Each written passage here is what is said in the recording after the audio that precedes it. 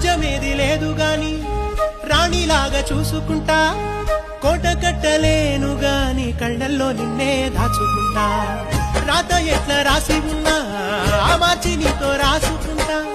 స్వర్గమంటూ ఉన్నదంటే అది నీతోనే ప్రతిరోజు పంచుకుంటా నిన్ను గన్నవి నాన్నకన్నా